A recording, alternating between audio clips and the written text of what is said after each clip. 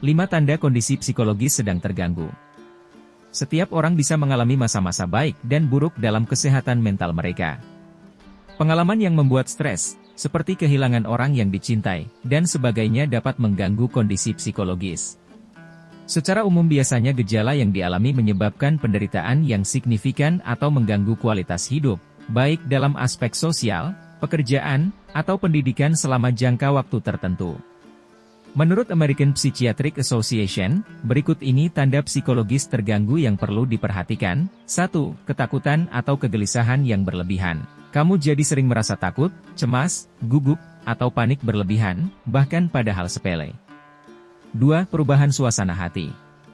Dapat berupa kesedihan yang mendalam, ketidakmampuan untuk mengekspresikan kegembiraan, ketidakpedulian terhadap situasi, perasaan putus asa, tawa pada waktu yang tidak tepat tanpa alasan yang jelas, atau pikiran untuk bunuh diri.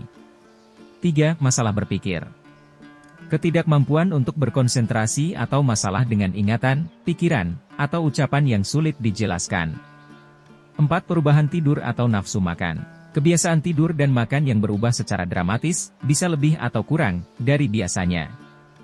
Biasanya juga disertai kenaikan atau penurunan berat badan yang cepat. 5. Penarikan diri. Sering duduk dan tidak melakukan apa-apa untuk waktu yang lama, atau berhenti dari aktivitas yang sebelumnya dinikmati. Hal-hal yang menjadi penyebabnya. Tidak ada penyebab tunggal dari penyakit mental. Tanda psikologis terganggu biasanya berasal dari berbagai faktor, kadang-kadang dalam kombinasi. Berikut ini adalah beberapa faktor yang dapat mempengaruhi seseorang mengembangkan penyakit mental. 1. Faktor biologis. Zat kimia otak memainkan peran utama dalam penyakit mental. Perubahan dan ketidakseimbangan neurotransmitter, pembawa pesan kimiawi di dalam otak, sering dikaitkan dengan gangguan mental. 2. Paparan zat. Anak-anak yang terpapar zat tertentu di dalam rahim mungkin berisiko lebih tinggi terkena penyakit mental.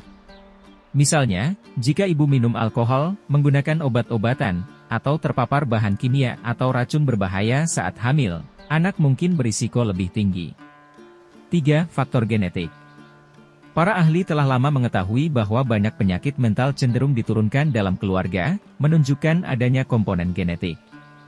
Orang yang memiliki kerabat dengan penyakit mental, seperti autisme, gangguan bipolar, depresi berat, dan skizofrenia, mungkin berisiko lebih tinggi terkena penyakit itu. 4. Pengalaman hidup. Peristiwa kehidupan yang penuh tekanan dapat berkontribusi pada perkembangan penyakit mental. Misalnya, peristiwa traumatis yang bertahan lama dapat menyebabkan kondisi seperti PTSD, Post-Traumatic Stress Disorder, juga perubahan berulang pada pengasuh utama di masa kanak-kanak memengaruhi perkembangan gangguan keterikatan. Hidup dengan penyakit mental bisa sangat sulit. Namun, ingatlah bahwa bantuan ahli dan pengobatan selalu tersedia. Bila kamu atau orang terdekat mengalami tanda psikologis terganggu, jangan ragu untuk mencari bantuan ahli dan mendapatkan pengobatan.